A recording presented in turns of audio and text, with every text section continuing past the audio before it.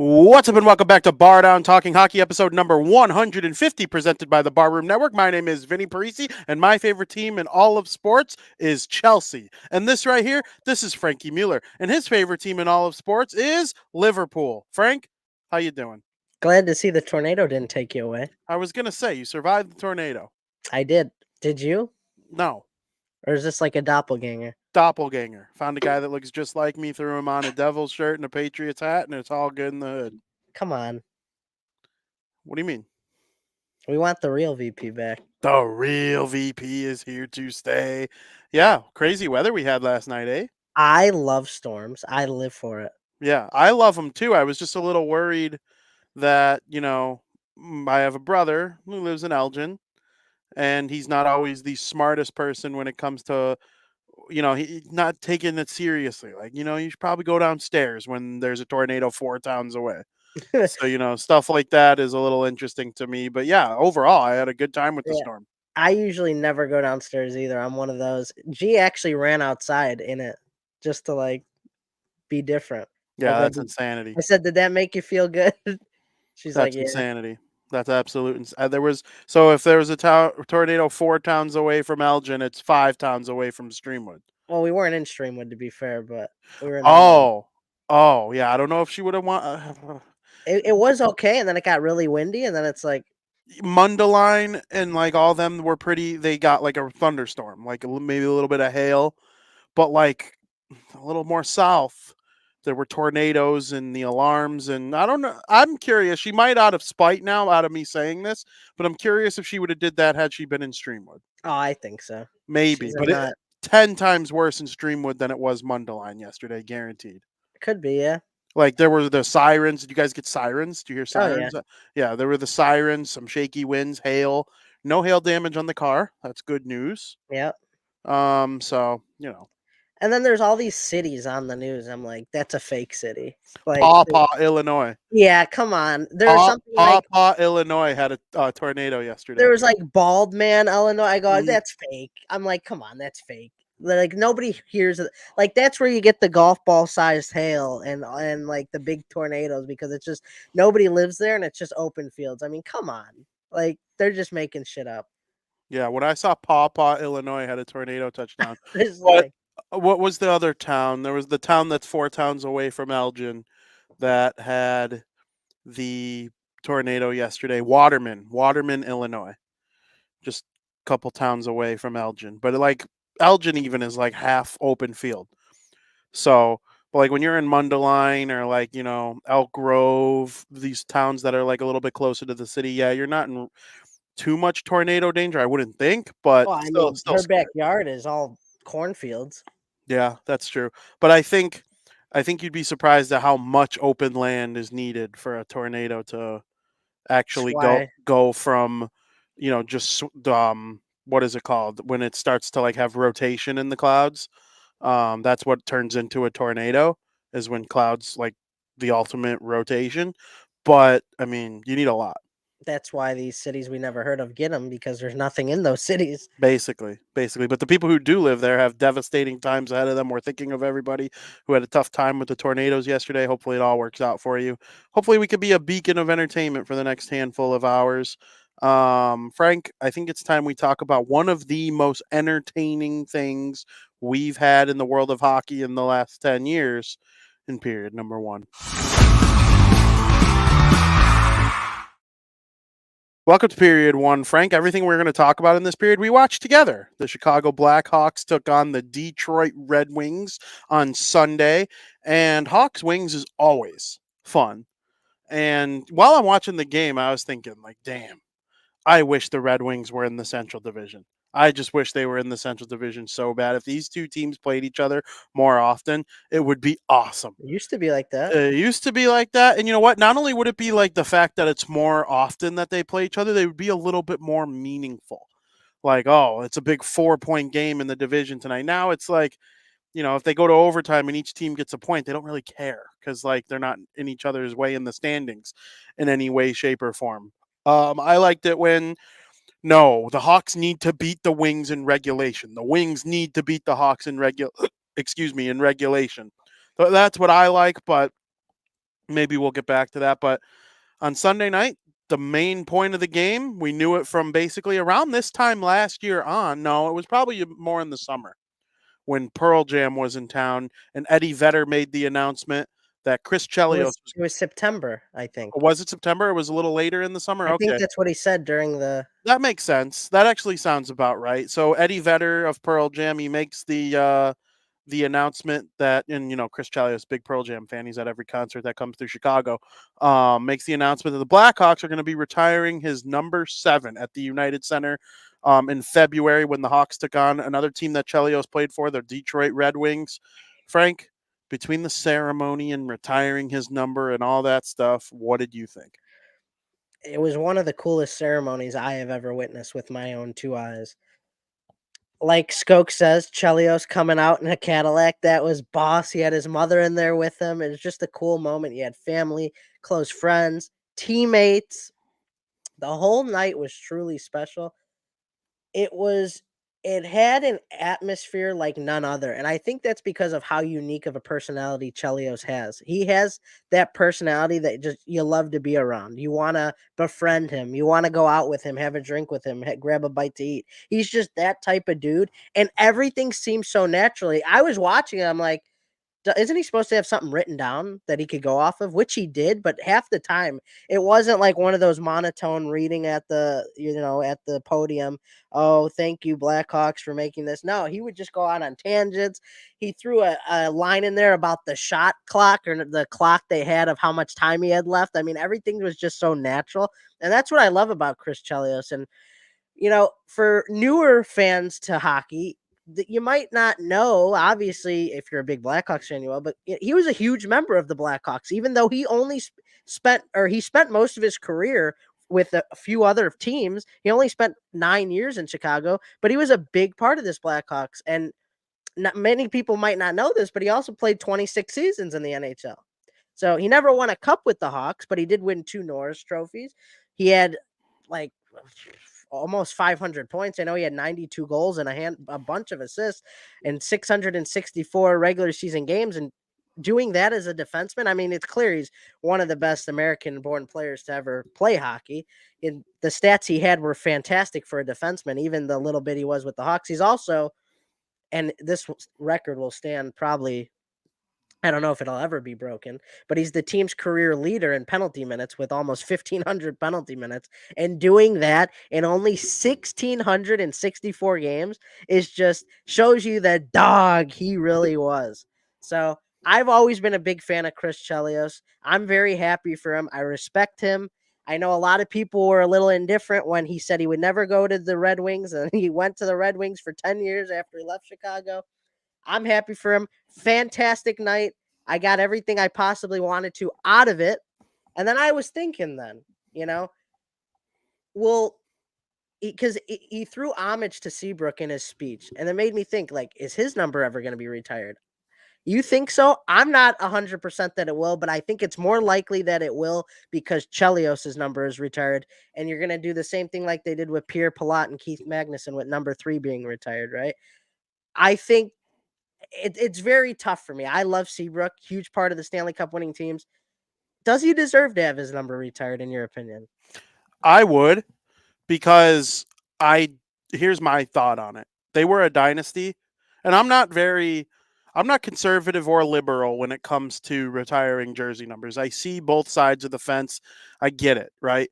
I think 88, 19, and 2 are locks from the I dynasty. agree. Those are 3 of the 5 best Blackhawks who ever lived.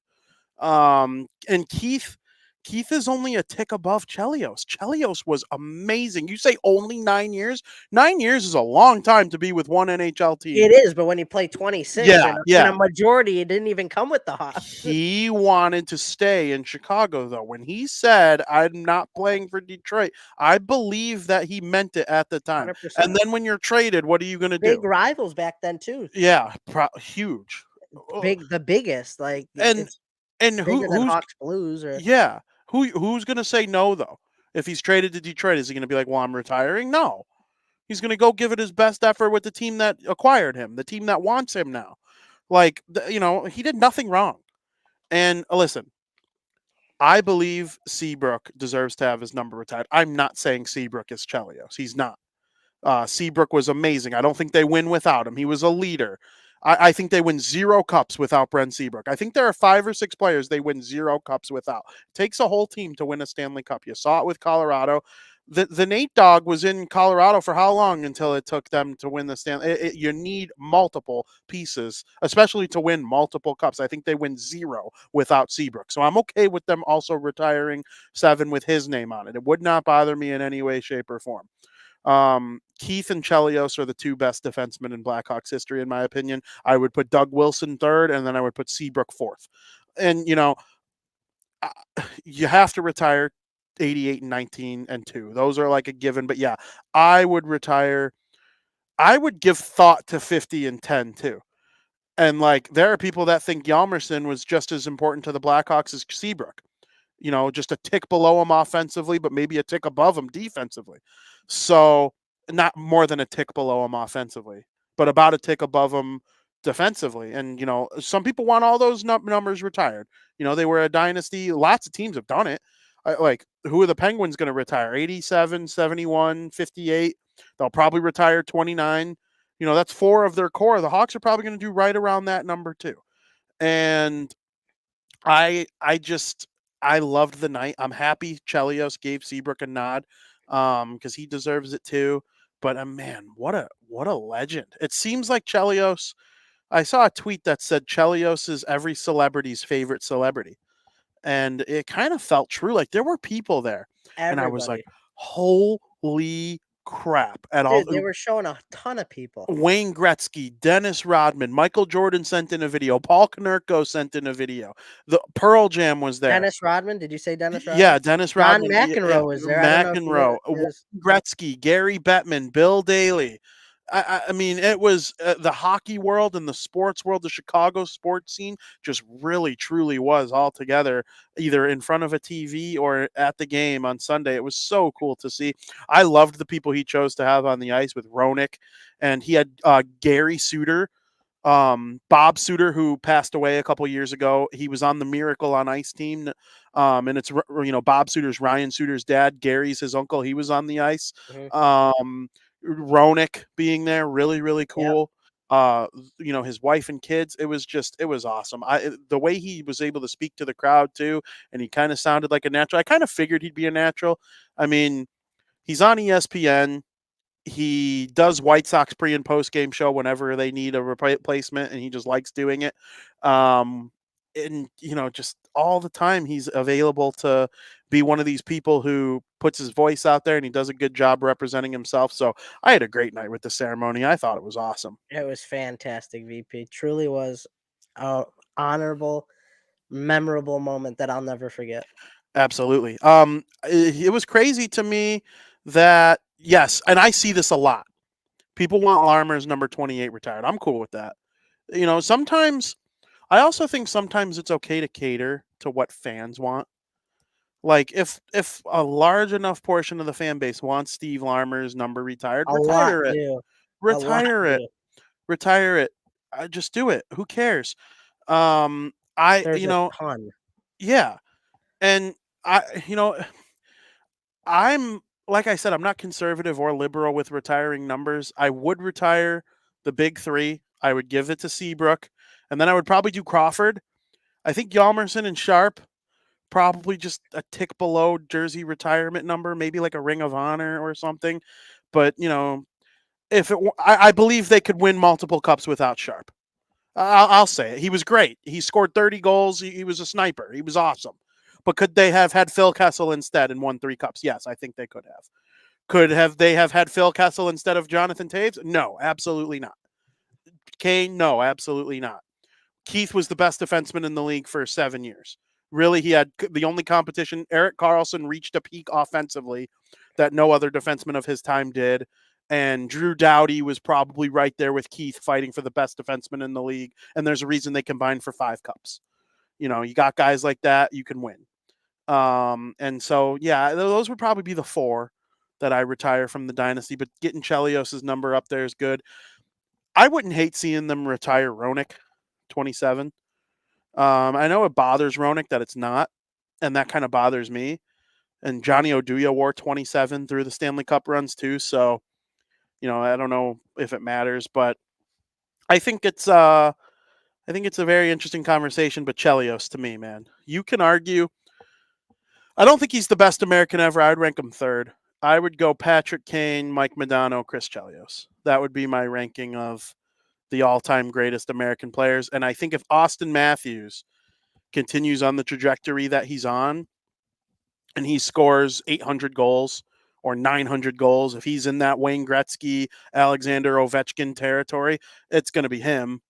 But some people quantify Stanley Cups as personal achievement. I don't. Andrew Shaw has as many Stanley Cups as Jake Gensel.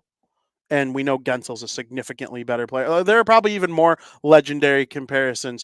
Kopitar has 2 cups. So does Andrew Shaw. Right? Like the Stanley Cups are just not the same measurement of personal. Like you need a team. Alexander Ovechkin has 1. But what if you compare 2 legendary players, but one has more goals and one has more cups? Like Shaw and Gensel, they're like worlds apart. But if you compared like Kane and Matthews, and Kane had 3 cups, Matthews had none. Okay, that's fair. But then what do you do when you compare 2 guys like that? 100%. Like who would you rather have in their prime though? Datsuk or Taves? It's close. You're going to say Taves with a little bit of a bias, but Datsuk was more offensively. He was more silky smooth. There was a 4-year period where he was the second best player in the NHL. I'd say Datsuk. I think I would take Datsuk's best 5 years over Taves' best 5 years, but I would take Taves' career over Datsuk's career. Absolutely. That's exactly how I look at it. But you know, oh my God, remember when we played NHL 09 and like our first years watching hockey, I'm pretty sure Crosby was the best player in the game and Datsuk was second. Oh yeah. He was always a guy you'd go after in GM Connected, or you wanted to be the wings for that reason. And Datsuk won 2 cups. Kane has 3. Taves has 3. Crosby and Malkin have 3. I mean, yeah, Stanley Cups, they could be a nice tiebreaker when you're talking legendary status. But, like, would you rather be – whose career would you rather have, Malkin or Ovechkin? I don't know. Ovechkin's going to go down as a top 10 player. Malkin's going to go down as a top 30 player. I think I'd rather Malkin. You'd rather Malkin, I honestly do. I think I would. 3 cups? More fun. Capitals were never really fun. They were kind of like the bust. They'd lose in the first round. I had a great career. Well, Ovechkin's going to go down as the better player, I think. But it's a similar with Malkin's 5 best years versus Ovechkin's 5 best years. You got a couple 60-goal seasons, a couple 50-goal seasons for Ovi, but Malkin's tickling 110 points every season. Right. You know, in his prime. There was a point where Malkin was the second best player in the NHL too. Probably when Datsuk started to fall off a little bit, that's when Malkin like really was that segment. I've never seen a player get better when the best player on the team was taken off the team. Those 2 years where Sid dealt with his concussions, Gino won Hart trophies and scoring titles. Like, you know, those are, to me, guys, you retire those, you build those guys statues, right? Crosby and Malkin are going to have a statue outside of PPG Paints Arena in a couple years. They'll probably build a Patrick Kane, Jonathan Taves, Duncan Keith statue. I honestly think they might.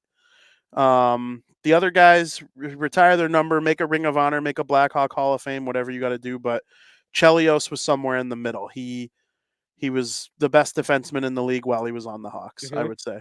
2 Norrises. 2 Norrises. Hard to do. Who was in his competition? I mean, Raymond Bork with the Bruins.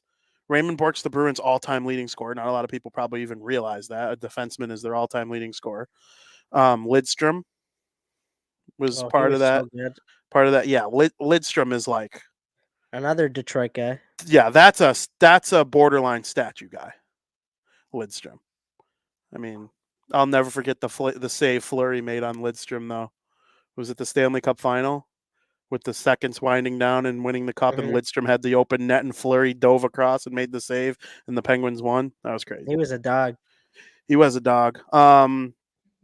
Patrick Kane was on the other side when Detroit came to town to retire Chelios' number. What did it feel like to see Patrick Kane without going into the game itself? And Chelios is calling him the greatest American ever. You see him on the other side, taking warmies and all that, playing in the game, wearing the winged wheel. What went through your head? It was weird. I mean, the video tribute that they gave to him, which like I'm not going to talk about the game itself, but it took place during the game. Like it gave me all the feels, and like Kane was a big part of my childhood. I watched the 2010 Stanley Cup Finals with my dad, and seeing Kane score that goal, like I had no idea what would stem from that. Like I was one of my first few years watching hockey, so I didn't really know a ton about Kane. And in a way, Kane and Taves, both of them, really helped mold me into the hockey fanatic that I am today. He was the first ever number one draft pick in Chicago Blackhawks history. They were never bad enough to be awarded or win the number one draft pick. And when they finally did, they got a franchise altering player in Patrick Kane. And he's not only a Chicago legend, but Kane's a hockey legend. Like generations will talk about Patrick Kane for decades and decades to come. He's bigger than just Chicago, but he helped mold what Chicago hockey is, what it is today. And because of that, like it brought a tear to my eye seeing him back on the other side because I would have never like thought of like, oh, hey, Kane's on the other side of the ice right now. He's, playing for a different team. So it was definitely a weird feeling because this was the first time he was back in Chicago as on the other team. It's been a while since a player as good as Patrick Kane returned to their former team. Bergeron retired. All right. Brodeur played 6 games with the Blues, but that he retired. None of them were Right. against the Devils. I'm trying to think of all these other all-time great legends that have retired recently. Lidstrom retired with the Red Wings. Joe Thornton, he wasn't on Patrick Kane's level, didn't win cups. It was probably the most acknowledgement and loudest ovation I've ever seen a returning player get in an NHL game before, because guys Absolutely. like that with the status that Kane has don't really return to their teams or their old teams often. And I thought it was awesome. I loved seeing it. He was very into it. He was more emotional about it than I thought he was going to be. And I loved it. The video was well put together and the crowd gave him a double standing ovation. Yeah, did you hear what you probably heard what Kane said after the game about it? Oh, about the bubble? That Yeah. was so funny. So funny. Loved that. And Connor Bedard got a nice hit in on Patrick Kane, and Kane was probably like, this mother. Ooh. It's a new sheriff in town, Kane. There is a new sheriff. And during the regulation, Frank, the Hawks stayed in the game, and when they were down 2-2, or when they actually got a lead, they were up 2-1 late in the third period. Who makes a big play? But the former two Blackhawks themselves, Patrick Kane gets one on the stick of Alex DeBrincat, and DeBrincat just kind of scores one from a odd angle, and the Red Wings tie it and force overtime. What were your thoughts on that goal? I mean, it was just the what goal? DeBrincat's goal or the overtime DeBrincat. goal? The writing is on the wall, VP. Like the two guys coming back to Chicago, like the game itself kind of went the way I expected. It's hard to expect the Hawks to win any specific games this season. When there's a special ceremony, it feels like no team ever has success after hosting a big pregame ceremony. So, like, I would love to see the stats for the team's records following any pregame ceremonies or all that. But obviously, if there's a way for this game to go, it's going to be with Alex DeBrincat scoring or Kane scoring. That's just the way it goes. That's how sports are. 100%. I remember before Sunday, my all-time favorite pregame ceremony was when the Devils retired Patrick Eliash's number.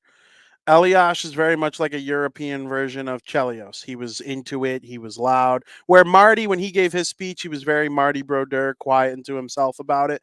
Elias was like into it. He gave a good speech. It was like an hour-long ceremony. I loved every second of it.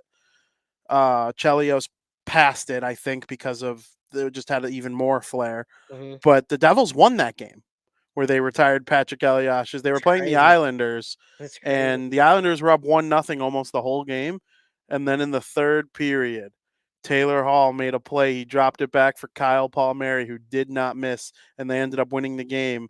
It was incredible. But you're right. Most of the time, other than that, teams don't win. But the Hawks they're just a bad team. So it's hard to But evaluate even whether or not after they won the cup, any banner raising, I don't think they ever won a banner I raising. could. They did once. They beat Washington the one season. They Did came they? back. They raised their banner. Yeah. I know the Kings struggled too after they won the Yep. cup. It's Yep. just it's so like the emotions are there. You're not into the game of hockey. You're in more into the feels. It's For sure. And of course, they get to overtime, and we see number 88 gets on a breakaway, and it felt like it was in slow motion. It felt like the whole world was just it stopped for 10 seconds. I would have bet everything I own that Kane was going to score that goal, and he did. Patrick Kane in overtime. Showtime, baby. Showtime. What went through your head? well, first of all, before that happened, Connor Bedard had a breakaway, and in the third period, I believe, or was it overtime? Was it the third It period? was overtime. It was. Are you sure? Wait, what? Connor Bedard had a breakaway. Was it the third period or was it overtime? I was Oh, trying to figure this out with Tom, and we couldn't figure it no, out. it was definitely the third period. I think it was the third period, like Yeah, near the end, though. Like if he yeah, scores, they're probably going to win the game. yeah. So Connor Bedard has a breakaway, and when Bedard missed that breakaway goal, like I said, the writing's just on the wall for the rest of the game. Patrick Kane, of all people, gets a breakaway in overtime, and honestly, that was the most poetic ending of a hockey game you could ever have, and may go down is one of the most poetic endings of all time. Like, I think that goal will be on a lot of YouTube top 10 videos for how poetic it was. This will be talked about for ages, VP. Like, people, like, you're never going to forget him scoring that goal. Like, I always say sports are poetry. You couldn't have written a better ending to the game. And in that moment, I wasn't mad. I had no ill intent towards Kane. I never will.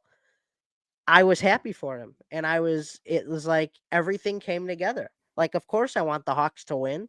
But if you're writing a story for viewers, rating, entertainment, stars, whatever it may be, that was the perfect ending you could have to a game. I agree. It was absolutely correct. Like, I'm trying to find if I could find the exact moment where Connor Bedard had the breakaway. Jules in chat says it was the third period. It was definitely late in the third period for sure. I was like pissed because I knew, like, all right, if he scores this, then they're gonna win the game. Obviously, maybe not though. You never know with the Hawks; they choke a lot of leads, even if there's only a couple minutes left in the game. But it's like your old face of the franchise and new face of the franchise. When your new face of the franchise missed, you knew something was gonna bite him in the ass. So, but yeah, what a game! You couldn't have wrote it any better. Yeah, absolutely. I I think I think it was one of the best games of the season. It made me feel everything I like about hockey, emotional, like intense about the moment of the game, and then the way it ended was like your favorite word, and people are making fun of you in the chat, That's like fine. freaking That's fine. poetry. It It was is though. poetry. It is. There's no other word for it. And I like when Patrick Kane had the breakaway, I had like an intrusive thought. I was like, I hope he scores. I wanted him to freaking put it in the net right there, and because it would just create the best story. It would, root for radio. They say root for radio. I was rooting for radio in And that sense. and Notorious TBG is 100% right. Like, you saw Blackhawks fans standing up. There was no ill will towards him at all. And like Aldo says, Kane's ending is still coming. I do partially agree with that. I don't think his time in Chicago is over. I really don't. I'm not saying he's going to come in, win a cup with the Hawks, but there will be his. I do think there will be an opportunity to bring Kane back in his final year. I do. I really do. That's very fair. If I were him, I'd wait, like really wait. Like I'm it's not hard. saying anytime soon. It could be 5 years. It could Well, be. he's only got 3 or 4 like years left. I mean, probably, but he's 35. I don't know if he's a 42-year-old player because he's not chasing anything. Like he's got everything can win in the NHL. He's been an MVP. He's won a scoring title. He's won the cup 3 times. He's been a Conn Smythe Trophy winner. There are all sorts of things that have worked out in his favor over the years.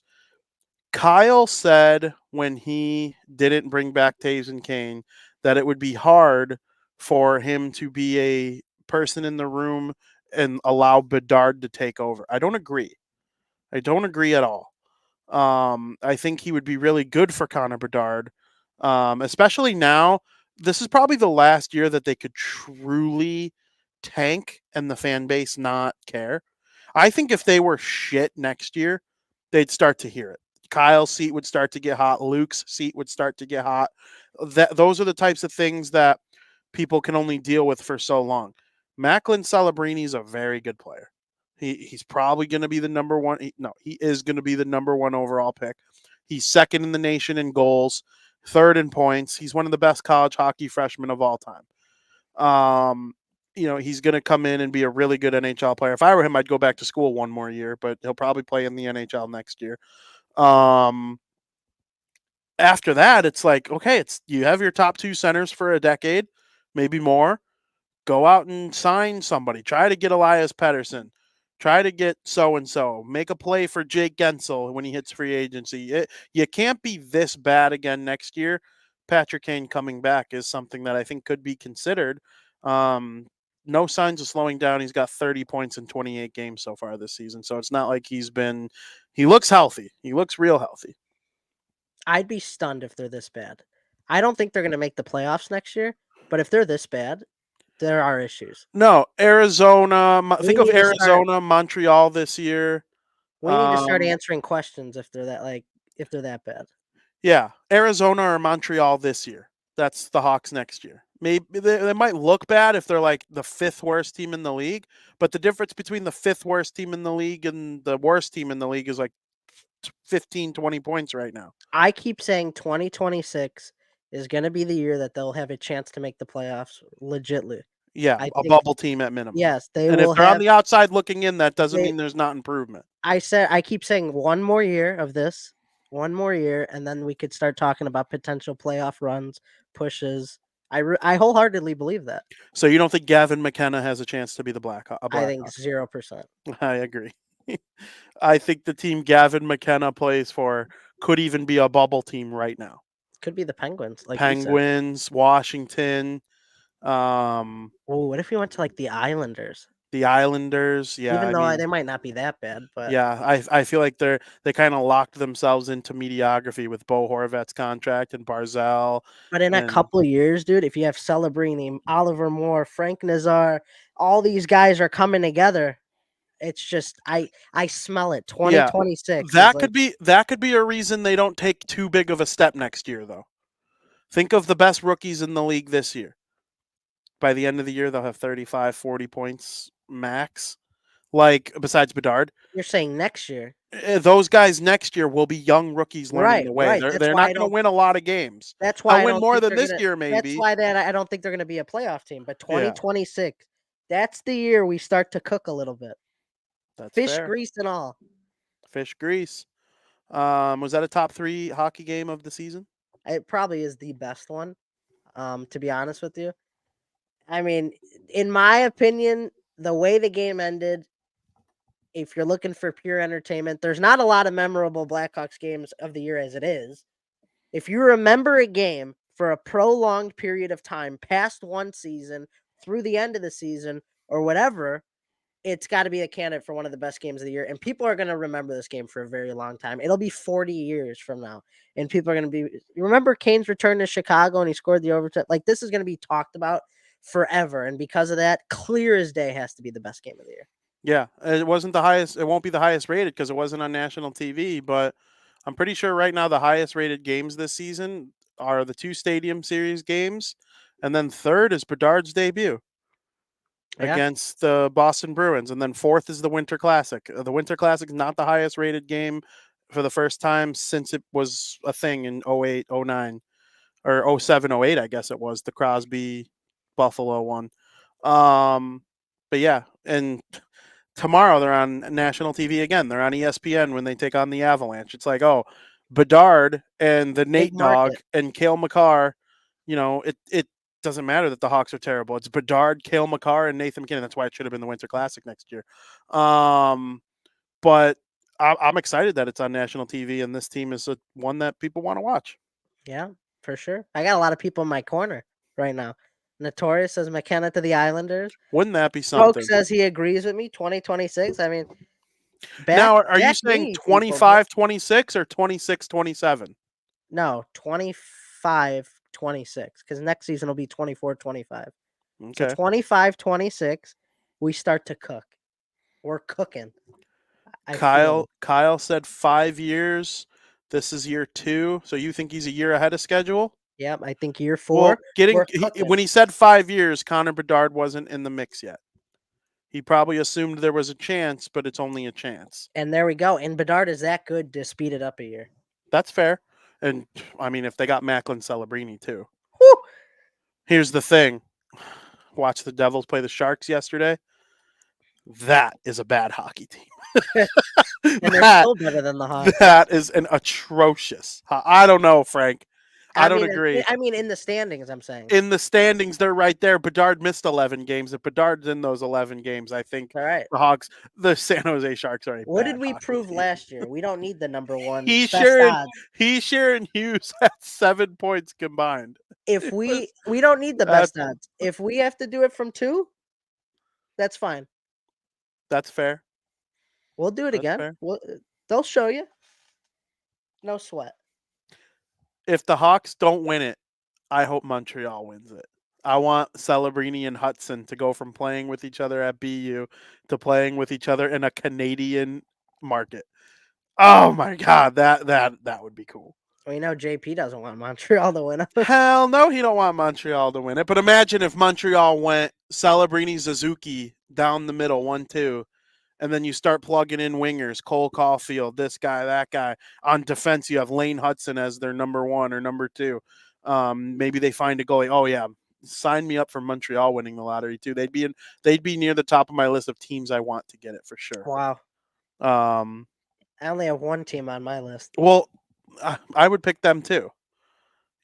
I've watched Celebrini. I watched Celebrini considerably more than I watched Bedard, only because I couldn't just open my computer and throw on a Regina Pats game last season. Right. I could pretty much watch any BU game I want, and I have taken advantage of that this year. So we shall see. It'd be interesting. There's other Hawk to talk about, Frank. We're doing that in period number 2.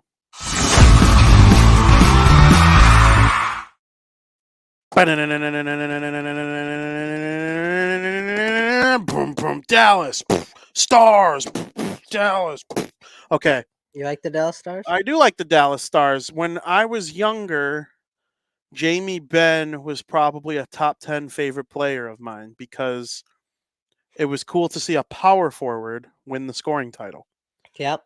That rarely happens. Most of the scoring title winners are these finesse, good skating guys, and Jamie Benn. It was a down year for scoring in the NHL. What did Benn have, like 87 points that year? Mm-hmm.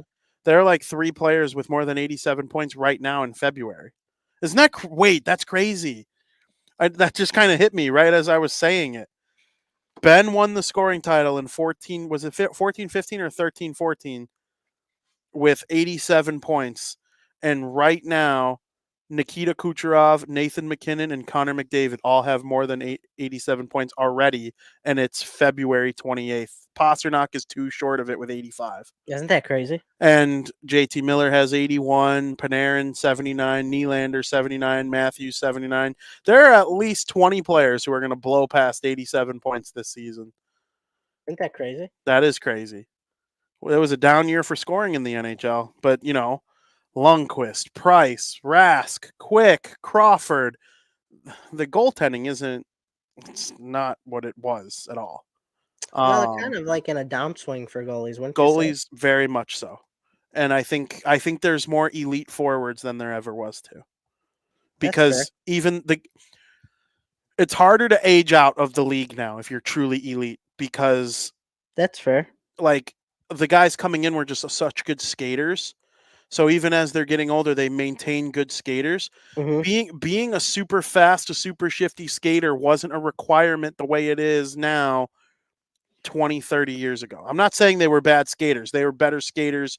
Those guys will all be better skaters at 80 than I will be at now. But I do think today's skaters are just a little bit different, and it allows them to continue on and play longer, and so that's creating there to be more elite talent in the league right now, like Crosby. How is Crosby still one of the 10 best players in the NHL at 36 years old? It's just insanity to me. It is. It really is. So, and I'm here for it. I'm here for it. And there's more good young talent coming up every day. Every team has at least one elite player that's super fun to watch every game, no matter what, except for San Jose. I was trying to figure out yesterday. What about Hurdle? He's not. It's fun to watch. He's not upper echelon top tier talent. He's a top 6 forward. He's good. Hurdle is not. Dude, Duclair leads the Sharks in goals with 15. Chill on Hurdle. He's fine. I enjoy Hurdle. Me too. He's a good player. The Sharks don't. They're the only team in the league without an elite player. Hurdle's not elite. That's crazy. Would he be elite though if he was on a different team? Perhaps, but no. I don't think elite is the right word. Very good. Very good and elite are two totally different things. That's interesting. I'm looking at every team. I'm like, okay, Bedard's elite. Zegras has elite talent. It hasn't turned into elite production yet, but he's got elite talent. Yeah, who would be elite on the Ducks though? I think Zegras has elite talent, and I think McTavish has the potential to be elite. Yeah, I guess you could probably put the Ducks in like a similar, but way more than San Jose though. I'll take my odds with them over the Sharks, and they have 8 more points in the standings. The Blue Jackets have Johnny Hockey, and I do think Fantilli will be elite. Arizona, Keller's elite. Schmaltz is very good. And I think the world of Logan Cooley as a rookie. He could be elite in a couple years. Ottawa, Brady Tkachuk. Montreal, Suzuki. And we'll see what happens. And Cole Caulfield could be elite. Do you like Tom's comment? If Duclair leads anybody, and yeah. The Sharks are, dude, I watched them for an entire game last night. I don't watch Sharks games as I did when they were good. The Sharks are one of the most fun teams in the league to watch when they're good. That's a fact. The Shark Tank is unreal. But my God, the Devils are playing so poorly this season for their standards, and they looked like the Avalanche against them yesterday. They looked like last year's team last night. Heischer and Hughes were dancing around. They didn't have a care in the world. Timo Meier was a beast. Dawes looked like Brodeur, Waugh, and Hasek combined. Luke Hughes and Nemitz were dancing around everybody. Brennan Smith, Kevin Ball, and Colin Miller all scored goals. These defensive defensemen. That is a bad team in San Jose. Bad team. It's not a good one, dude. They're lucky. The number one, I think Will Smith is the best college player right now. It's close between him, Celebrini, and Cutter Gauthier. Those are the big 3 in college right now, and Will Smith leads them all in points. That is a strong player right there. They will build around him. He will be the Sharks' best player in short order. I know you're a big Cutter guy. Cutter's amazing. You don't like his attitude, though. Loser. No, it's not even. I just think it's loser mentality to be like, I'm not playing for the team that drafted for me. It's fair. But I don't think he's not an elite player. It just wouldn't shock me if a guy with that type of loser mentality was a no-show in the playoffs. That's all I'm saying. Yeah. Seems to be the way things go. We'll see how he plays in Anaheim. But this all got to us. We were starting from the Dallas Stars. Yep. Jamie Benn. Tyler Sagan's out for a while. They could put him on long-term injured reserve. That frees up $9 million for them ahead of the trade deadline. Then, boom, first game of the playoffs, all of a sudden he'll be magically healthy. That probably is going to be the route they go. They got smoked by Colorado yesterday, Yeah. but they're tied for first in the Central Division with the Winnipeg Jets. They're trailed by Colorado by 2 points. It's a 3-horse race atop the division, but all three of them are locks to be the top 3 teams in the division. Minnesota's not going to catch them. Are they the least talked about elite team you can ever remember? Yeah, and that's because they're in a tiny slump. They've been really bad lately. They're 4-3-3 in their last 10. They've lost 6 of their last 7. All their losses in that stretch, I'll give them the benefit of the doubt, were to fairly good teams. The only team that wasn't too great was the Ottawa Senators. But the team right now does not look like a Stanley Cup championship winning team. They do not look elite. This core has been lacking scoring, which is weird, right? Because they have a ton of scoring depth and a ton of options to score, but none of them are. They've only scored 7 goals in their past 5 games. They're like on Blackhawk territory with those numbers. I mean, they need to figure this out quick because this team preseason was a Stanley Cup contender, and right now they haven't looked like it. Yeah, that's crazy how they've fallen off a little bit in the last handful of games. I still think they have everything they need to win the cup. Mm-hmm. I They just got agree. to play better. They just need to score. They're not finding ways to score. It's not their goaltending really hasn't been bad. Besides, I mean, they've had a fair few blowout losses recently, but their goaltending hasn't been terrible. No, and I like their defense. They have all the skill up front. It's just an underrated team. And even before this slump, I just feel like nobody talked about them. And like if we blink our eyes and they're in the Stanley Cup final in June, would not be surprised. I would not be surprised at all. But, you know, I think there are 6 teams in the West that any of them could come out. I kind of think the wild card in the West is a little weaker compared to other years. We've seen Right? wild card teams create upsets. The only wild card team in the West that's in the mix, it could be any of these 6 teams in the wild card race. The only one that wouldn't shock me if they went on a run once the playoffs started is the Kings, who Mm-hmm. had a struggle. They fired their coach, but they seem to be playing a little better lately. A lot of injuries. 3 of their top 6 wingers out right now. So that's going to be tough to see if they can navigate that. That could ultimately lead to them missing the playoffs. But like Nashville, Calgary, St. Louis, Minnesota, Seattle, and then there's a 10-point drop off to Arizona. So it'll be Mm-hmm. one of those 6 teams in the wild card race. But it's the 6 teams holding division spots right now. I would venture to guess I would put my money on one of Winnipeg, Dallas, Colorado, Vancouver, Vegas, Edmonton. One of those 6 teams represents the West in the Stanley Cup final. I would put pretty much everything I have on it. Wow. Yeah. Sam again? Winnipeg Jets, Dallas Stars, Colorado Avalanche, Vancouver Canucks, Vegas Golden Knights, Edmonton Oilers. One of Interesting. those teams will represent the West in the Stanley Cup final. Jules wants to know Rangers over under 6.5 tonight or any other better options. Gotta wait. Oh, All oh, right. oh, okay. Stay tuned for breaking bets, Jules. Yeah. End of the show. Jules. Okay, I have a take on. They ask if any other options for tonight. I have a take on the other game between the St. Louis Blues and the Edmonton Oilers. Stay tuned to Breaking Bets to hear that. Frank, normally our buddy, our pal, our cousin, our brother, Joey Parisi, is all about the Boston Bruins and thinking they could do no wrong and never says anything negative about them whatsoever.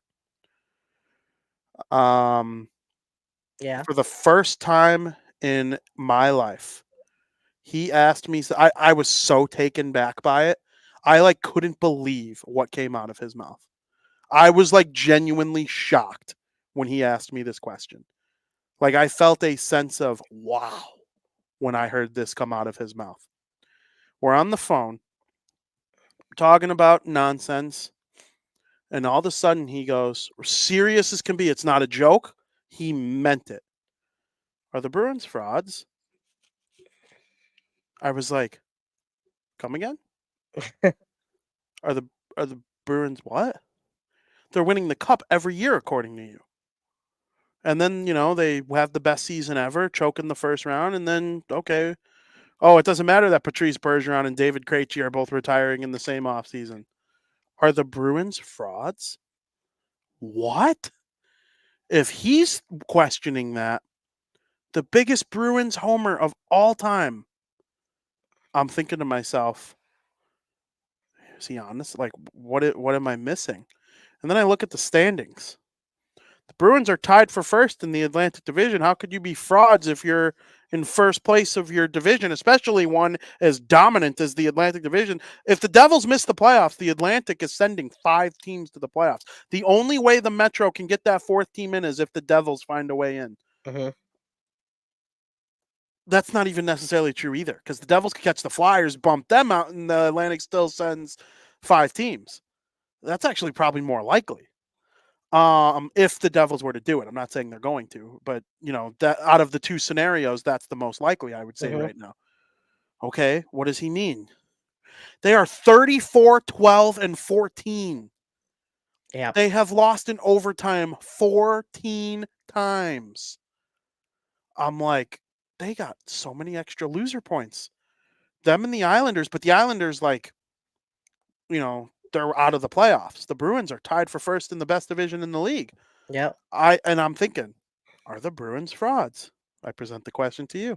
Well, the first thing I was going to mention with the Bruins right now is they can't win a game that goes past 60 minutes. Their last 6 games have gone to either overtime or a shootout, which is crazy. And they're 1-5 in those games. So, yeah, you're picking up points in the standings, but I really don't think the Bruins are worried about picking up points in OT point right now, because they basically got a playoff spot clinched unless, they want a historically bad run. They just need to switch things up, I think, in overtime. Like, whatever worked last year in overtime, switch it up a bit. Like, I'm not going to lie, their scoring depth worries me a little bit as well.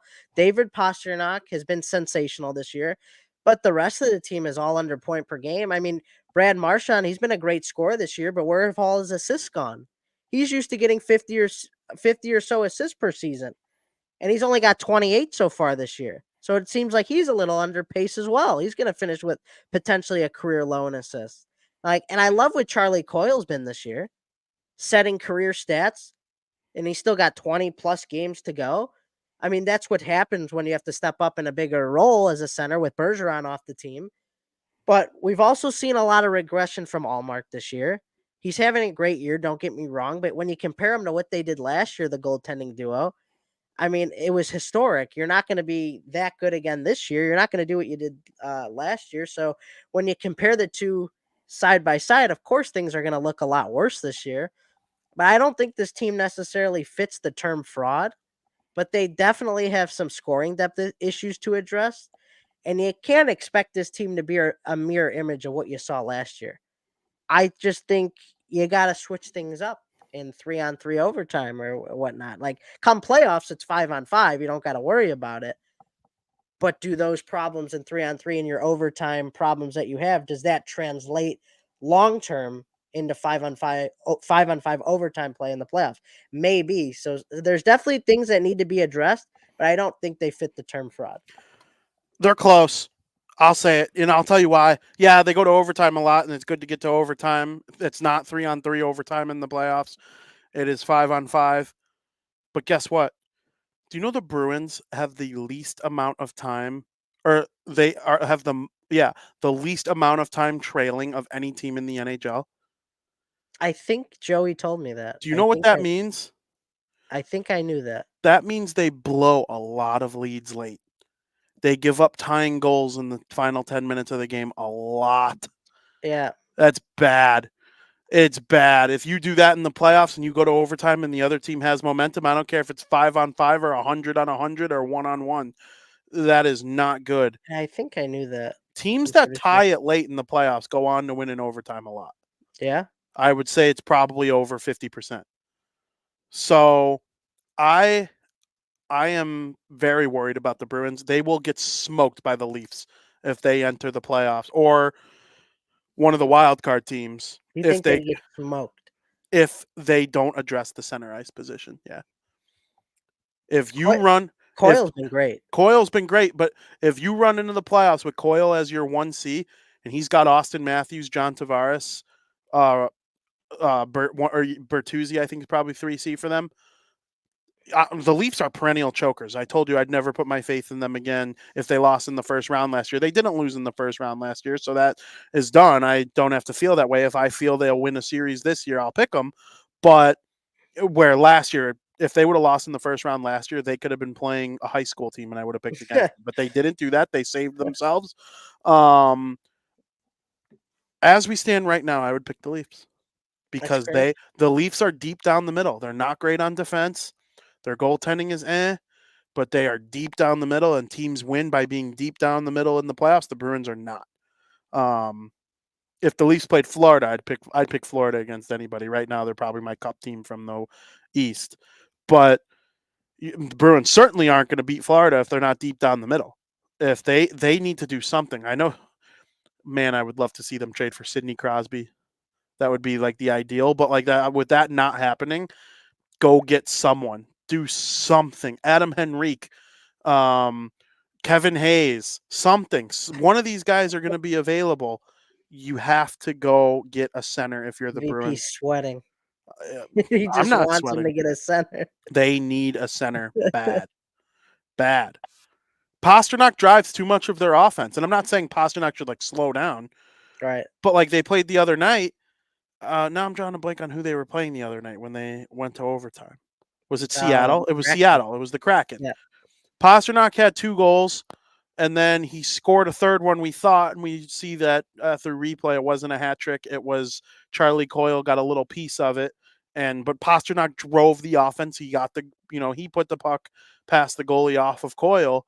If Pasternak's not driving offense, they're not scoring as much as they should be. True. And Marchand's assists were always going to come down a little bit without having Bergeron. I'm not really surprised at his regression of, assists being down a little bit. But his goal scoring is right where it needs to be. So, we'll see what happens in that case. But Bruins, I'm not saying they're in trouble, but they definitely aren't perfect like they were last year at all. I have a question for you. Go ahead. How do you feel about Matt Rempe? Well, he's played in 5 games, 32 penalty minutes. Dude's a madman. Like, you need guys on your team who could step in, defend players, take some fights, change the momentum of the game. But Matt Rempe seems like he's just a different breed of human. He doesn't get a lot of ice time as it is. I believe he only averages 4 minutes of ice time per game. Meaning, if he's out there on the ice, he's just going to get in a fight with somebody. And he was a 6th-round pick in 2020. He wasn't projected to be anything special. He wasn't going to be a superstar. So he's just kind of living his dream of being in the NHL, like he stated himself. I mean, he's become a fan favorite in New York, and the media has been buzzing around him. And I got to be honest, some of the fights he's been in have been brutal against him. Oh, yeah. Well, I mean, look at that. That's just brutal. But hey, kid, at least you made it to the NHL, right? I feel bad for him. Why do you feel bad for him? He's embracing it. He's going to have CTE by 30 if he keeps this up. That's just what he does. The Rangers cannot keep putting him in this position. They have to have him. You cannot get your head caved in. He looks like a freaking cartoon character right now, dude. It's bad. It's bad. I'm sorry. You have 4 minutes of ice time. I've always been vocal. I don't care about fighting in the NHL anymore. Like, it's fun every now and again. I think there's a time and a place for it. This guy's fighting just to fight. Go in the UFC then. There's a difference between a hockey fight and a street fight in the NHL. Matt Rempe's been in 4 street fights. And he's gotten his ass beaten, majority of them. And you just can't be 20. Your brain is still developing until you're 40 years old. You cannot take punches to the face like that every single day and expect to A, live a long time, B, live without CTE, C, not have concussions. I mean, Frank, this literally looks like a cartoon character. This looks not real. Like, some people like fighting in hockey. It's cool. There's a time and a place for it. I love a good line brawl. but like every single game averaging 4 minutes of ice time, and you have 32 penalty minutes in 5 games That's already. crazy. He has more penalty minutes than time on ice. I know. That is not good for his long-term health, and the It's Rangers should be crazy. very It's concerned about it. crazy. He cannot keep doing. It will not last. He will not be in the league longer than a year if he keeps this up. Biz didn't fight that much. Revo didn't fight that much. Lucic didn't fight that much. Once every 6 games, once every 7 games, fine. 6, 7, 8 fights a season. This dude, he's got like a good Lucic season in a week. It's just not going to last. If he wants to have a long career, if the Rangers want to get something out of this guy, I say he doesn't get a fight tonight. if he gets in a fight tonight, I'd be concerned if I were his I think parents. they had a conversation with him. That's just my feeling. I mean, think he look at doesn't. him. He looks like freaking an eight. Like I saw a picture. It was like a gremlin from Lord of the Rings or something. I can't remember exactly what it was, but like, and it was side by side with Matt Rempe, and it was like a little bit too much for me. I'm very medium on fighting.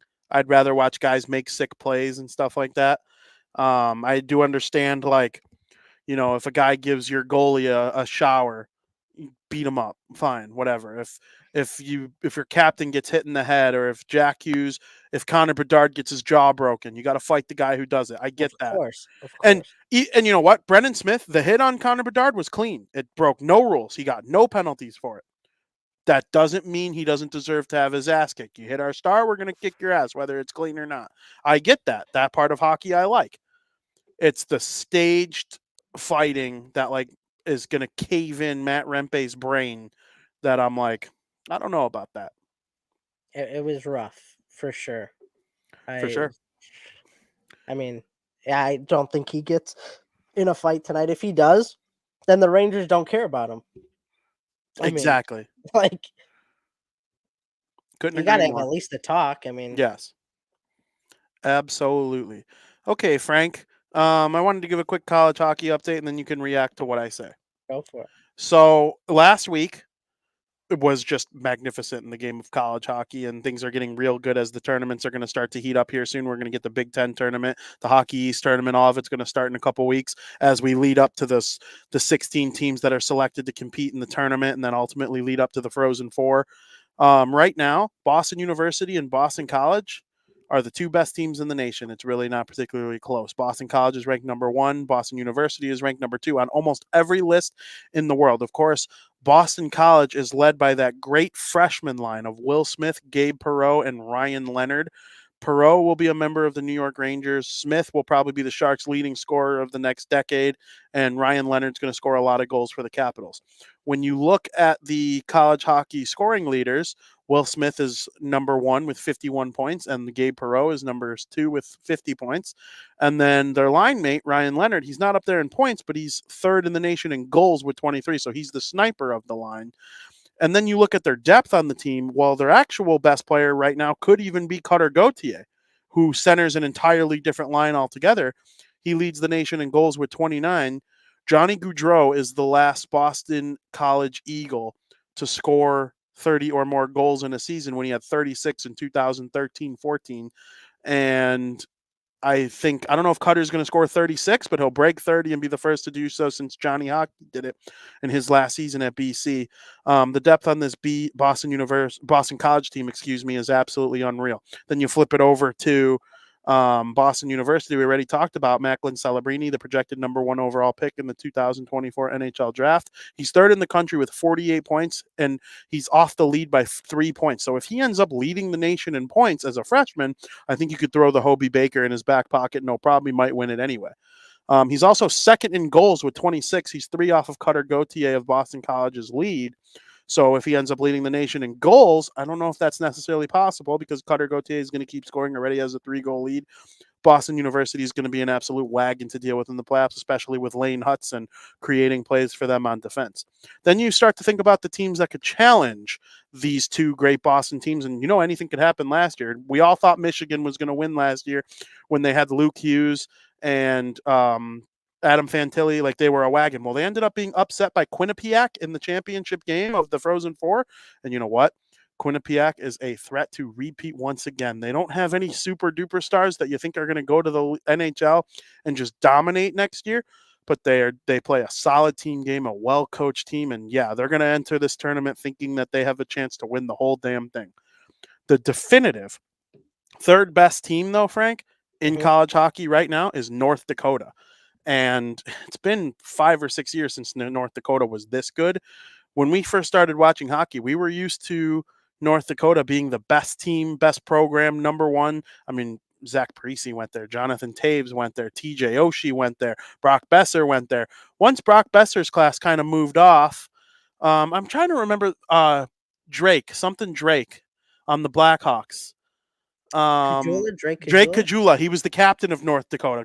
Good pull, Frank. Drake Caggiula. He ended up being a middling NHL player for a while. He got a little bit of a career in there. I don't think he lasted too long. Played with the Oilers for a little bit after the Blackhawks. Or was it before the Blackhawks? I don't remember. It was the Oilers and the Hawks he mostly played for, but he was the captain of North Dakota. They were awesome. Well, the last handful of years, there's this college hockey blue blood that just isn't involved in getting chances to go deep. This team could go real deep. They are very, very good. North Dakota is back. They are definitely the best team in their conference right now. And then it sure is. And then my last point is the Big Ten. I already touched on Michigan. There's no Luke Hughes or Adam Fantilli anymore, but Gavin Brindley's still there, and they have a lot of really good depth on that Michigan team. They're probably, though, only the fourth best Big Ten team. Michigan State is the highest ranked, and Wisconsin's right there too. Both completely deep teams. Remind me of Quinnipiac.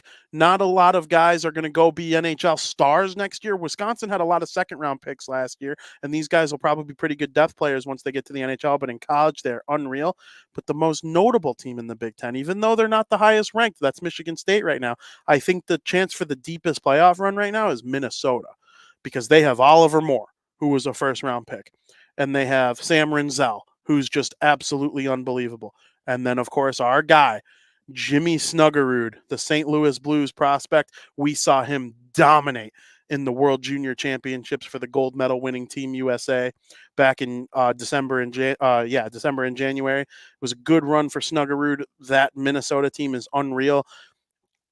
I really think there's a world where the four best blue bloods in college hockey right now, Boston University, Boston College, North Dakota, and Minnesota. If those were the final four teams, I would not even be surprised. And those are the big four all time in college hockey, in my opinion. They're my favorite four, even though I love everybody. I want everybody to succeed. If everybody could succeed, I would allow it, just because I want college hockey to be great. But those teams right now are just so much fun to watch, and I can't wait for the tournament. Yeah, when does it start? It'll be in April. Remember last year? It's at the tail end of March Madness. Yeah, like when the Devils were playing the Rangers in that playoff series, it was already over. But the week leading up to it, when the Devils played the Bruins in a second to last regular season game or whatever, and we had that birthday party for Joey, that was the night where Quinnipiac beat Michigan. I remember. In the championship game. We watched it in the garage. That was unreal. I'd like to do something like that again for the tournament. I mean, this is just good stuff. College hockey should be watched just as much as the NHL. I truly believe it is equally as compelling, especially this year, because like I said about the NHL, the talent is just so much deeper now, and Canadians are choosing to come play college hockey. I mean, the fact that Fantilli and Celebrini are playing college hockey is just amazing for the game. 10 years ago, they would have been on the Brandon Wheat Kings or the London Knights or the Seattle Thunderbirds. They'd be playing in the O right now. But, some of these Canadian kids are choosing to play college hockey, and I think it's unreal. I love it. I just love it. Good for them. Yeah, it's an exciting time. Absolutely, for sure. Do you have a team that you think really takes it this year, or still a little too early? I think it's going to be one of the Boston teams, obviously, but you can never underestimate Quinnipiac. They've been so dominant over the years, like just the university as a whole. They're one of those teams you just never underestimate when it comes to college hockey. So I would say they're a sleeper for sure. Their story of how they rose to the top kind of reminds me of a similar story of how the Blackhawks rose to the top. Obviously, minus hitting on draft picks. That's how NHL teams become good. You draft Taves third overall. You get Kane first overall. You got Duncan Keith in the second round a couple years prior. It's a little different in that sense, but like in the sense of how the Blackhawks built like a culture in a building. Mhm. John McDonough comes over from the Cubs, and the Blackhawks don't even have like a person who gets paid to answer the telephone. Quinnipiac was very similar. It was like a middling college hockey program. They didn't put much resources or energy into it, and all of a sudden they started building gyms and putting together this crazy workout facility at the university. And now they have one of the best college hockey programs in the country. So Yep. it's a very similar rise to the top. They're doing great things there, and I hope they have success. I agree. Frank, it's time for you to give a little bit of an opinion about some things when we get to our other portion of the show. When I say other, I mean non hockey related chat. Period number 3. All right, Frank. It's a moment of truth. I don't know if you prepared a statement or if you prepared a little soliloquy to share with the folks. But over the weekend, you went and saw Madam Web. And Madam Web, I believe, is the 4th installment of the Spider-Man universe created by Sony. For some reason, they consider the Tom Holland Spider-Man movies as a part of it, which those are part of the MCU. So don't twist them with the Spider-Man universe. Sony, nobody cares about you. They're part of the MCU, not the Spider U, whatever you want to call it. And of course, the Venom movies. What did you think of Madam Web? And describe to the folks why you have such a negative thought about it. It sounds to me like if you could have somebody arrested, this movie turned out you would. This movie is just, it's the worst movie I think I've ever seen. Honestly, it is so bad. It feels so bad that it's like fake. Like this was planted on us. Like the director came together and says, "All right, guys, we're going to troll the entire world. And then on April 1st, we're going to tell them like, "Hey, Madam Web's coming out later this year. This was just all the BS you." Like that's how bad it is. Like I'm not the type of person who cares about like bad acting or something like that. I really don't care. If you got a good story, it's fine. This had a bad story, a bad villain, bad acting. Like it's, you honestly can't believe it unless you've seen it. Like you probably think like I'm bullshitting you. Like the acting was so bad. I feel like it was a bad soap opera on crack. Like it doesn't do it justice me shitting on the movie until you've seen it or until anybody's seen it. I think the villain's one of the worst villain of any movie. I can't think of a villain that even comes close to being that bad. It almost felt like we were gonna create a movie and we needed like something, so we put a bag over my head and I just had to play a villain, like just a villain. Like you're a Spider-Man movie, you're a Spider-Man villain. Like, are we gonna address like you have superpowers? Like, okay, that's fine if you don't want to take that route, but CGI, see Skokes asked how's the CGI? I don't really I CGI is like one of the least things I look into. I really wasn't paying attention to the CGI that much, right? Like I say Polar Express is one of my favorite Christmas movies, probably my favorite Christmas movie of all time, and probably has the worst CGI of any movie out there. Say like to me, CGI doesn't really matter a whole ton. It's just the whole rest of the movie was so bad. And a lot of the stuff that happened in the plot was so unrealistic even for movies. And the movie's supposed to be unrealistic, but it's like we can't be stupidly unrealistic. And it was. And honestly, I would recommend seeing the movie just to see how bad it was. That's probably the route I'm going to end up taking. Like I'm Like absolutely positively for sure going to see it at some point. There's no doubt in my mind. I can't not see it at some point after all the things that I've heard you and others say about it. It's just I don't understand how stuff like this happens. If you got millions of dollars as a budget and you got a director who this is his job for a living and you got some pretty big named actors and actresses in the movie, how do you let something like this happen? Like, this is Marvel, like one of the biggest industries in the world. This is Sony, one of the Yeah. biggest industries in the world. How And do like you they let could do something like so this much happen? with it. Is Spider-Man the most popular superhero of all time? If he's not, he's second behind Batman. Like, And DC FUBAR's anything Batman related anyway. So like Spider-Man has a clear lane to be the number one thing, and they're just destroying it with movies like this. and according to Dylan, they have to make these movies or they'll lose the rights to them. So that's why they're just making them, even if they're bad. But like, how could you like this? This is your job. Like, how could you? How could it be this bad? I don't know. I, I I'm trying. There's like not even a bright spot to the movie. I can't even think of like. Did you laugh at all to anything that's not like how stupid it was? I don't think so because there's Like there nothing wasn't funny. one joke that was It's genuinely funny other than this is so stupid I'm laughing at you. It's okay if yeah. there's not. I don't think there is. There's not. That's fair. I laughed. There Frank, were set. I believe you because like when our buddy Dylan says a movie's genuinely good, I know it's good because he loves to shit on things. When you say something's bad, I believe you because you genuinely praise things. And I'm not saying either of you are wrong. Both of you have different perspectives. Life experiences lead to you having the types of opinions you do. But in those scenarios, when I hear you say that this movie is so bad and you basically want someone arrested for thievery, for robbing you of the money you paid to see it, I believe you.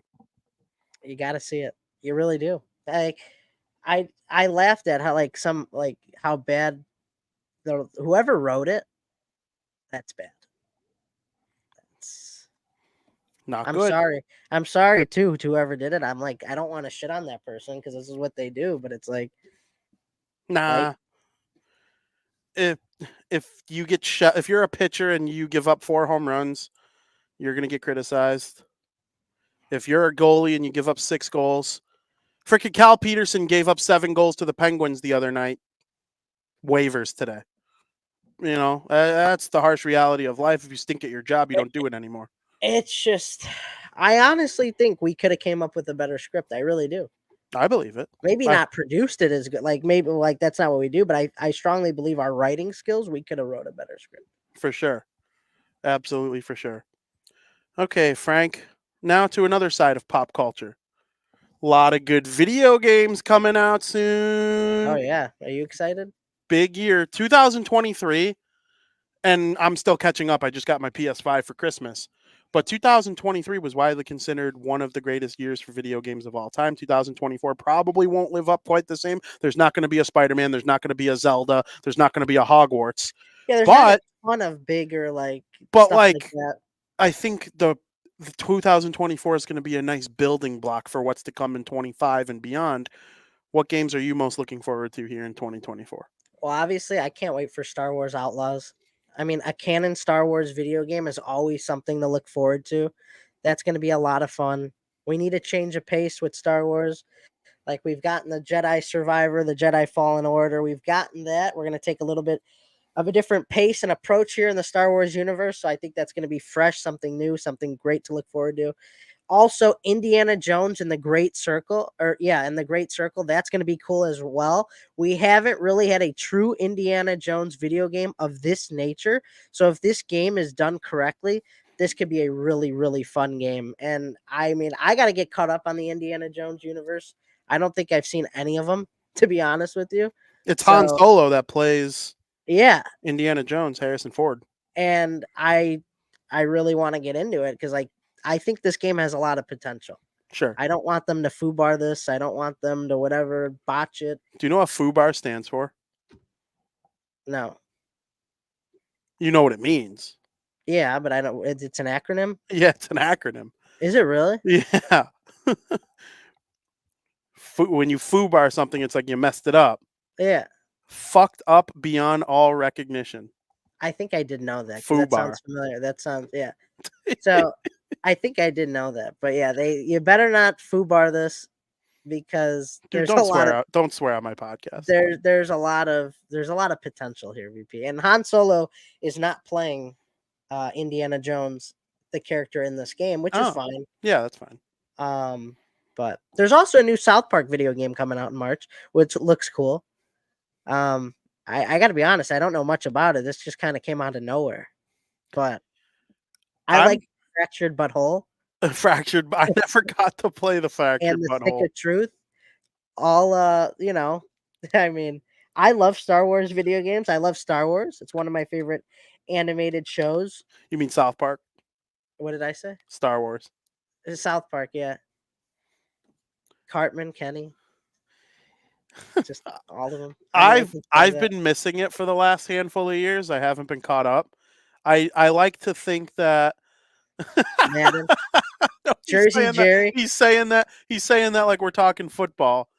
Oh, You I know thought how he was referring to Jersey Jerry. no, he doesn't know. He might know about Jersey Jerry. Because they were playing Madden. Really quick. I feel like that is the thing I will go down that path again in my life. The South What? Park path. Oh yeah, Like I mean, I've been down that watched road it before. It's religiously been a lately. while, but lately I haven't been watching it. And I think one day I'll eventually it'll be on, and I'll go down that rabbit hole, like the way I go down a Star Wars rabbit hole or a Harry Potter rabbit hole. Oh One day yeah, I I'll get haven't been back in watching on. it religiously Yeah, lately. Kind of changed, like they did Tegrity Farms in their one season. Very weird. It was not like they weren't in Colorado, or they weren't in like their normal South Park setting, and that kind of turned me off a little bit. But I guess we just got to change with the times. absolutely. Also, one more. Mhm. Hades 2 is a big one that nearly everybody on the planet's looking forward to, because the first Hades got out of this world reviews as if the game was made out of pure gold. I never got the chance to play it, but I might have to, just because there's a sequel coming out, and I kind of want to be with the video games when that comes around. So we'll see. That's definitely not going to be a game for everybody, that type of genre. Like, I don't even think it's a D game. Dylan probably wouldn't like it.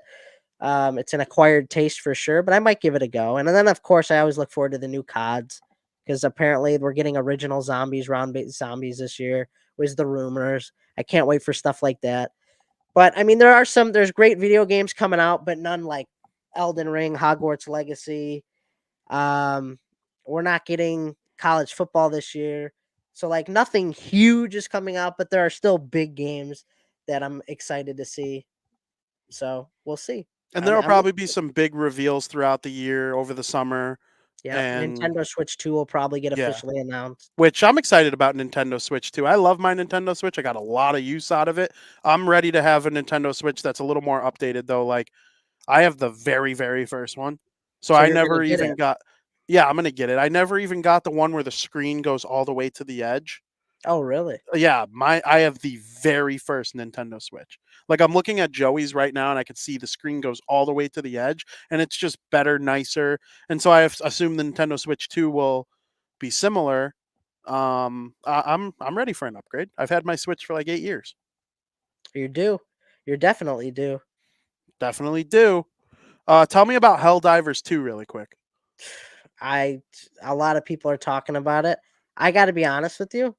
I don't know a ton about it. Oh, Helldivers? Yeah. The one that's out already? It just came out. Today?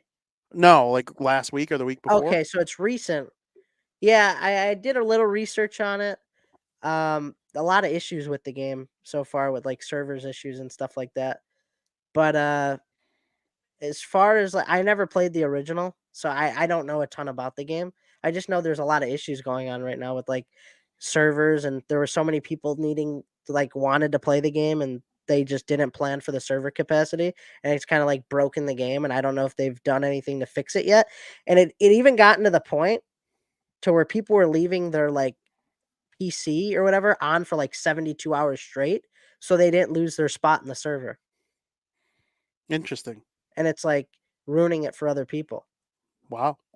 but I don't know if they've gotten that fixed or Well, I wonder because just shout out our good pal Nick Anselmo. He's the one who told me to get it and play it. He described it as like you play with up to 4 players and you go through the universe and try to take back planets, and you need others and you need to be able to communicate and talk in order to get the job done. It actually does sound really fun, but maybe one day I'll go down that path. I would for like to. sure. It sounds really fun. All right, Frank. Before we move on into the extra period of today's show, give me a quick outlook on what you're looking forward to from the 2024 upcoming Major League Baseball season. Shout out to Crosstown Crosstalk, which will make in a special 11 a.m. appearance on Friday morning. I'm looking forward to the season. I'm going to change my opinion on the Cubs, though. I think I'm going back and forth on if they'll be good or not. I think they're going to have success. I really do. Craig Counsell, I think is going to make all that much difference. Cody Bellinger's back, signed a 3-year deal. I do think a coach makes that much of a difference, even if they are technically given a worse team than years previous. But I like the prospects the Cubs have. I think things will start to click. So I'm looking forward to watching the Cubs. I will say they will have a successful year this year. Take that with however you want to interpret in your words what the term successful means, but I do think they will have a successful year. I'm also excited to watch the Mariners. I hope they get things going. I mean, they're cursed though with the tough division they play in, and I didn't love the offseason that they had, but we'll see. This is a team that doesn't always surprise you with big moves. They never have a great offseason, but they do surprise you during the regular season. I mean, that's just kind of like the team that they are. They don't really do anything magnificent, but then they kind of surprise you here and there. I'm upset they got rid of Suarez. I like Gino. They got rid of Jared Kelenic. I was kind of upset about him. I liked him as a pretty good prospect. I thought he was. Obviously, they didn't like what he was bringing, but so I mean, Robbie wasn't Ray. it Robbie Ray? Yeah, I mean, it wasn't a great offseason, VP, but I mean, according to them, they're doing whatever they think will make them successful. So we'll see. Yeah, I think the M's will be pretty good. I think the Cubs are going to win the Central. Wow. Yeah. You were back and forth saying like it's going to be They they're did ahead of nothing them. until a week ago. I changed my opinion based on moves. I'm not And that's somebody why I that changed my that's why opinion too. that's why when I shit on the Cubs as like a joke, but I mean it, take it seriously. I'm not being just a troll. Like you should know this better than anybody. Like when they suck, I'm gonna say it, I'll laugh about it more than other teams. But when they're good, I got no leg to stand. Like you're gonna have Suzuki, Hap, Horner, Swanson, Bellinger. That's a good of a top 5 core in the league if you're not the Dodgers. Yep. I that is just so deep. The rotation's a little worrisome. We'll see if Justin Steele's able to have like another good year like he did last year. There's no Marcus Stroman, but Yep. we'll see how their rotation goes. Their bullpen should be pretty decent. But they're going to score a crap ton of runs. I just don't see unless Swanson sucks, which I don't think he's going to. And Bellinger comes back down to earth again, which back down to earth for Bellinger still a really good player. As long as he's not bad like he was in the last year with the Dodgers, that's a significant upgrade. Having him play first base, and if Peter Crow Armstrong can actually live up to playing the outfield, which he's got an incredible glove, he couldn't Hmm. hit. I don't even think he got a hit with the Cubs last year. He had like 10 games, 10 the season. I don't think he got a Yeah, it hit in wasn't any a of them. lot. Yeah. But he'll get his first career MLB hit early in April, if not late in March, and they'll be off to the races. I just don't see, because I look at the rest of the division. It might not even be me complimenting the Cubs as much as it sounds like when I say they're going to win the Central. I am complimenting them. I think they're a good team. What are the Cardinals? They were the most disappointing team in the National League last year. Yeah, they have Arenado and Goldschmidt. They're MVP caliber guys, but like the rest of the way, they signed Lance Lynn. If he's good Lance Lynn, then yeah, that's a good piece in the rotation. If he's White Sox Lance Lynn last year, you know, the Brew Crew step back. They don't have Woodruff or Burns anymore. Yeah. Um, the Pirates are the Pirates. The Reds could take a step forward. right? If Ella De La Cruz comes in and is really good again, and they have this great prospect pool, and some of these guys hit, yeah, the Reds could be a competition. I just don't love the Brew Crew and the Cardinals, which are the two It's fair. typical teams that give them the most trouble. Yeah, I think they're going to be really good. The White Sox are trash. I'll be rooting for the Yankees and Red Sox this year. Just not rooting for them, but I'll watch the White Sox, of course. But as far as my entertainment value, a lot of it's going to rest on the American League East division. Tooch says, Vinny, my radio son. Hello there, Tooch. What's up, Tooch? Getting ready for baseball season here on Bardown Talking Hockey. I know that makes no sense. But yeah, watch Crosstown Crosstalk on Friday. Looking forward to it. Tim Anderson signed with the Marlins. You saw that? I did. Last week, Tim right? Anderson and Jake Berger on the same team. Big. Would have never thought that they'd be on the same team that's not the White Sox. Even Crazy, if we were huh? talking at the beginning of last year when Tim Anderson was like playing really well in the World Baseball Classic. It's crazy, honestly.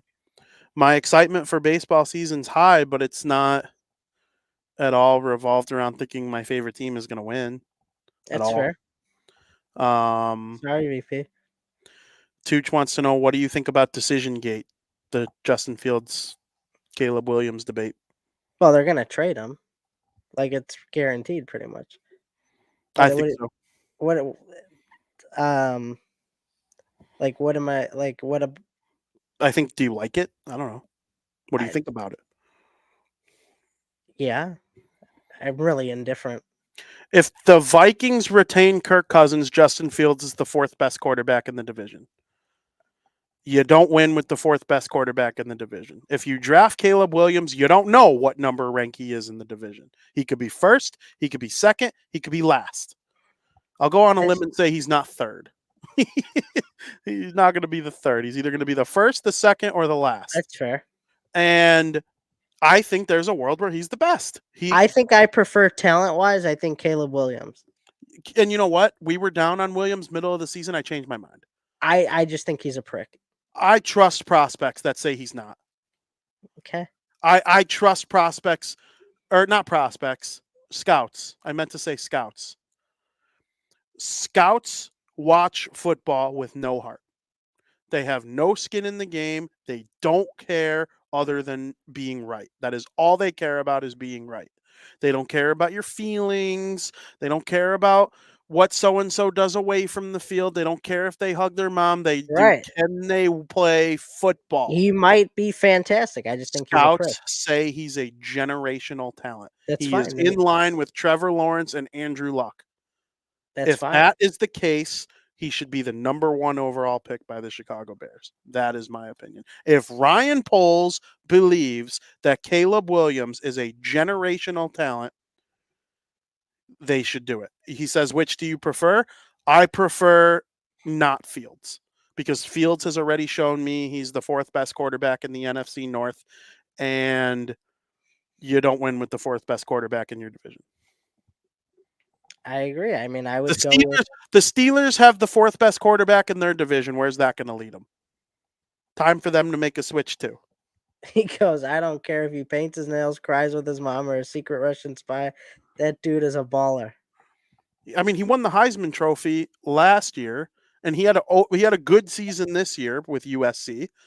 And I just don't see a world. I would rather take a new guy every year until they get it right, because the alternative. Can you hear me?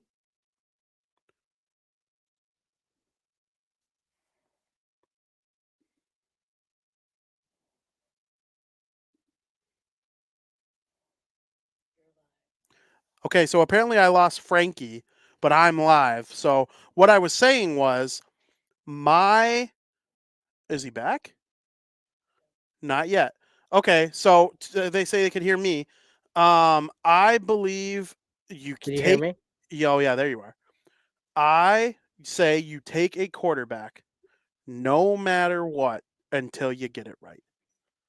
It's fair. If Fields clearly isn't the guy, take Caleb Williams. If he sucks, on to the next. It's on to the next until you get it right. I don't care if he's a prick. Well, that's fine. I The just Bears he's need a he's an prick. asshole. The Bears need a prick. But how do you like somebody who's just an asshole? Well, we have no actual He like just the proof that he. vibe he gives off, like the stuff he says in the media, just seems like he's a Well, dick. I think it's time for the Bears to have arrogant asshole as their quarterback because Mitch was nice and Justin Fields a great dude. They both suck. Caitlin says in the chat, Steelers can win the Super Bowl if they utilize Mitch. It's just disrespectful. Yeah, Mitch will be on a new team next year. Mitch. Mitch. Hey, buddy. VP Play. loves Mitch. I used to love Mitch. When he went to the Bulls game and got booed, I was so mad after they drafted him. I was pissed. Little did I know that they passed on arguably the greatest quarterback who ever lived for Mitch. Damn, I hate that team. I hate that team so much. They better get this right, and if they don't, you just got to keep going for the next quarter. And you do not win in the NFL without a quarterback. It's Brock fine. Purdy's good enough to get you to the Super Bowl. You need at minimum Brock Purdy. You really don't win the Super Bowl unless you have like a top guy though. Mahomes, not even Lawrence. I just hope he's not a dick. That's fine. That's fine. He says Justin Fields' next contract will be prohibitive and probably overpriced. That is true. Fields. I don't think you can name more than 5 teams that would put Fields as their starter, guaranteed without competition in camp whatsoever. There are less than 5 teams, and that to me is this. That's enough proof right there that it's time to move on. I agree. But yeah, all right, Frank. And speaking of bets, the next team that Justin Fields will play for was taken off DraftKings today. Over under on Cubs wins. We're getting in the chat. What would you set it at? 85. 85. I was I thinking think that's high. 89 and a half. Wow. I'd Yeah. take the under. If you take the over, you think they're like a definitive division winner. If you take the under, you think they're probably either a wild card team or miss the playoffs. Yeah, I got him like wild card, I think. We'll see. I would take the over. That's crazy. Yeah, I'm high on 90 them. wins You isn't- got Bellinger and you got Craig Counsell. They sneaky had a good offseason. They went from having a terrible offseason to a good one in a week. That's how it goes. That's fair. He's the first player in Cubs history to make $30 million in one season. It's not the highest contract of all time, but it's the highest average annual value in Cubs history. Hopefully we put it to good use. Hopefully you put it to good use like the money you're about to spend in America's favorite podcast segment of the week. Breaking Bets.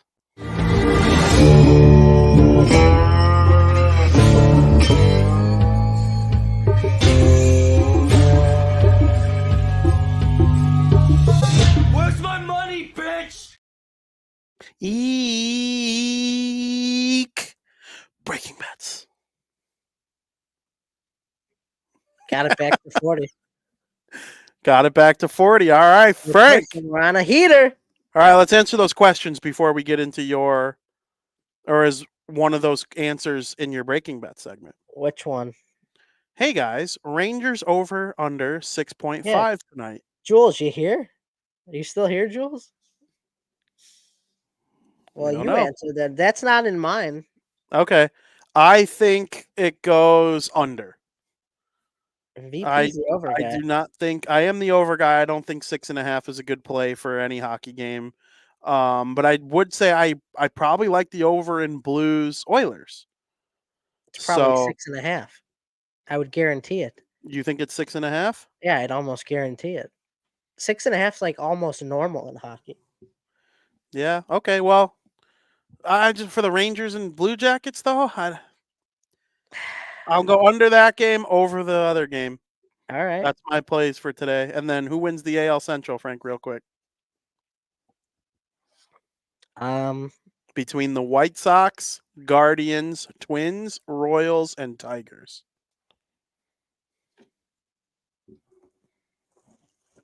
Ooh. You got them thinking there, Tucci. I might go on a crazy prediction here. Just give me a sec.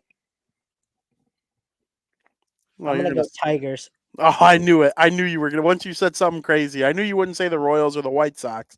I'm going Tigers. Big Okay. year for the Tigers. Take a massive step up.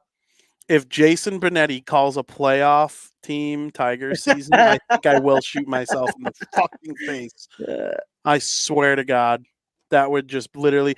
Sox math is gone. is it really? Frickin' Benetti was the mastermind, but it's probably going to become a Tiger thing. Oh Everything no! sucks. Everything sucks. It'll be like Cubs Corner or something, like Tiger, like Tiger Absolutely Cub. I kill don't know. me. I don't Kill know. me right now. I'm going to say the Twins repeat as AL Central champions. See, that's what it's chalk.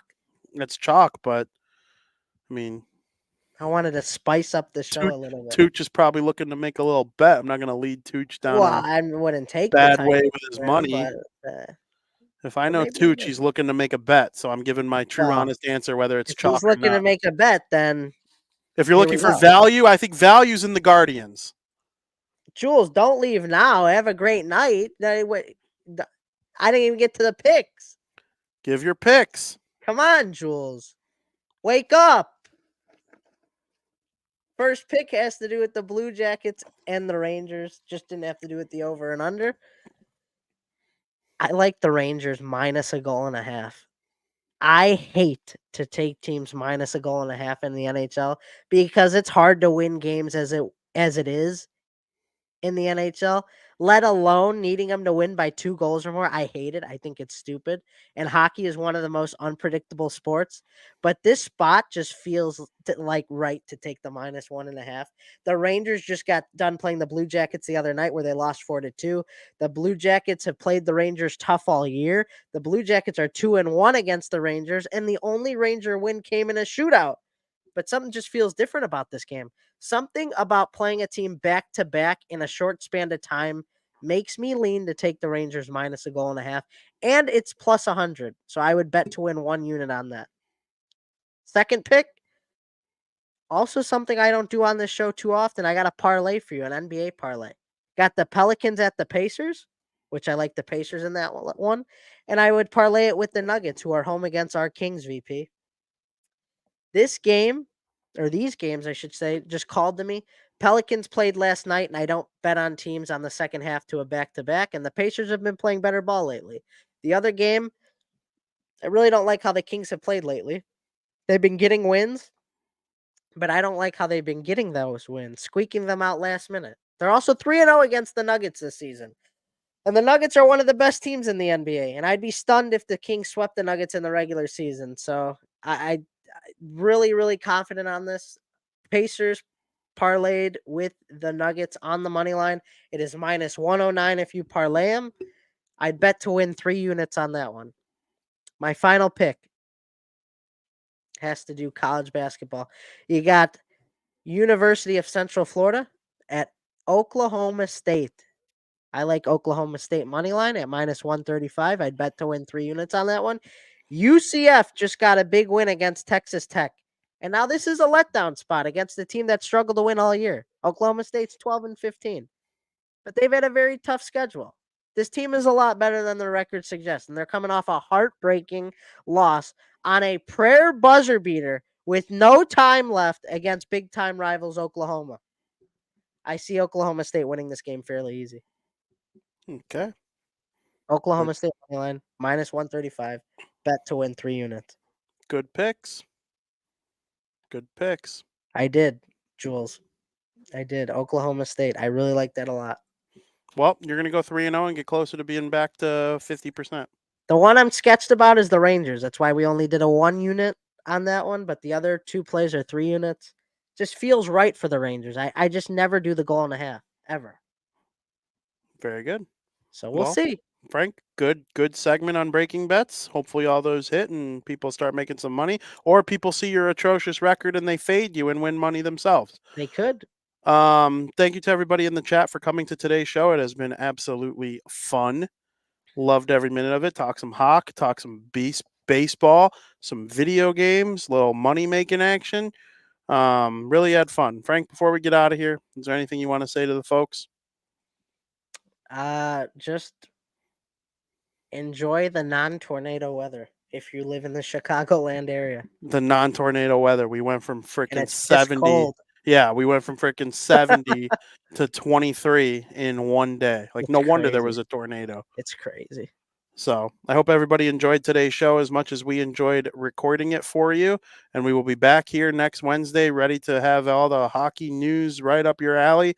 Very much looking forward to it, Frank. I hope you have a good night. I hope everybody in the chat is safe and well. And as always, thank you for listening.